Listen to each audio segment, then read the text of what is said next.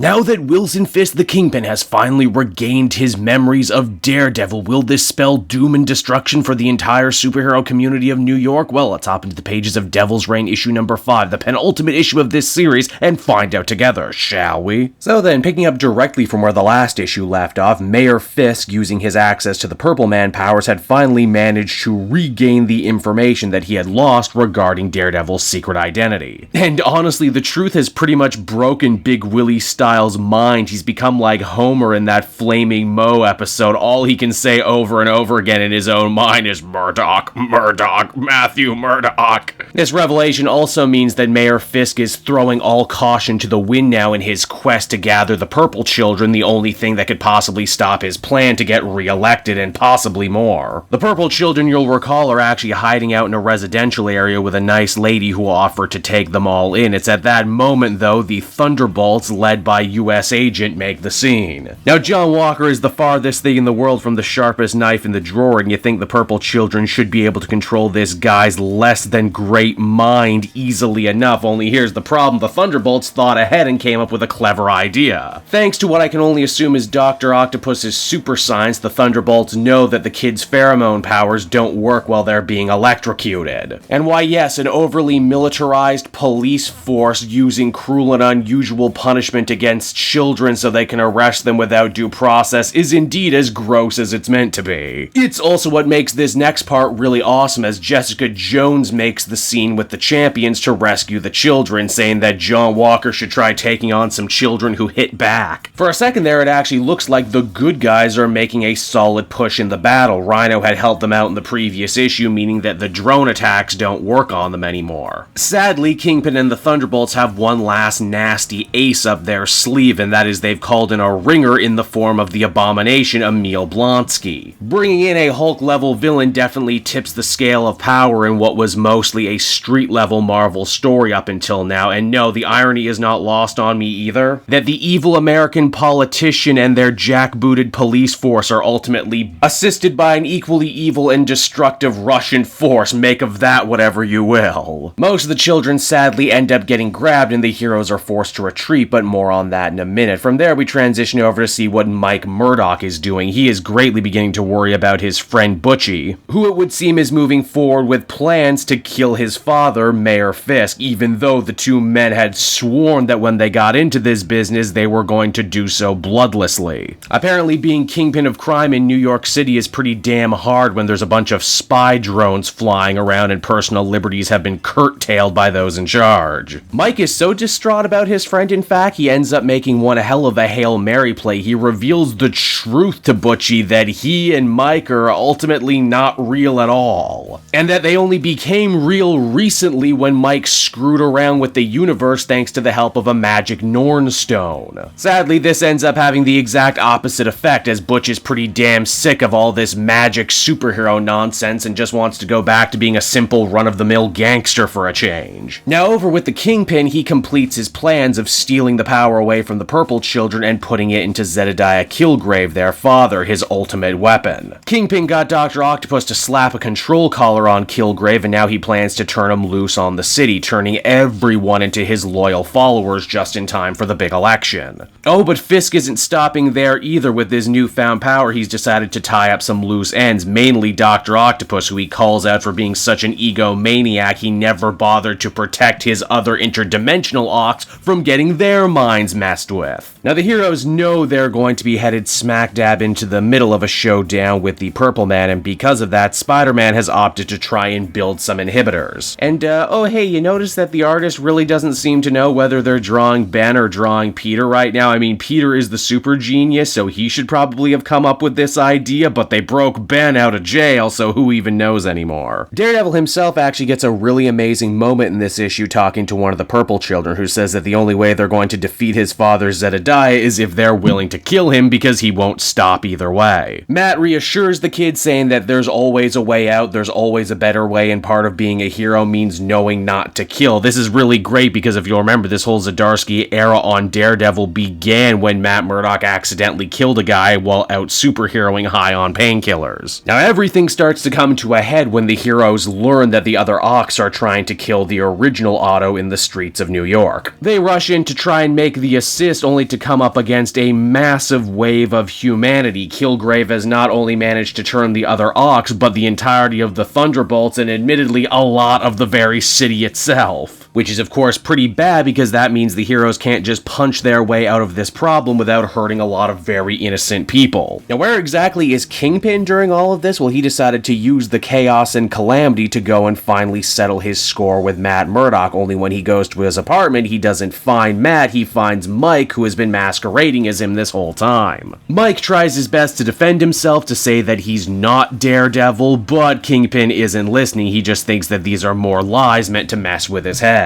Wilson seemingly ends up beating Mike to death with his bare hands, and just when you think things can't get any worse, it's at that moment Kristen McDuffie ends up walking in, making her a witness to this murder as the comic comes to a close. And so that was Devil's Reign issue number 5, everybody, and it's hard to believe that this is the penultimate issue because it really feels like there's so much story left in this series to go. I'm truly amazed at the character journey that Mike Murdock had. Him making himself real, using magic is the sort of comic book retconning that's normally annoying, but here it was part of this much bigger, much more compelling, much deeper saga. This is one of those deaths that you just know is going to end up having one hell of a ripple effect across the universe. Will Matt blame himself for Mike's death? Will Matt suffer to try and bring the Matt Murdock identity back to life? Or will he leave him dead and become Daredevil full-time? What about Butch? He's had a lot of problems with his father already. Now his father has killed his best friend. Also, what happens when the idea finally kicks in that he's not real and not supposed to be part of this reality? We already saw at the end of the Elektra book that she assumes that Kingpin killed the real Matt and has now decided to become a killer once again to try and end Kingpin's life. Overall, I'd feel comfortable giving this one a very solid 8.5 out of 10. It was good stuff.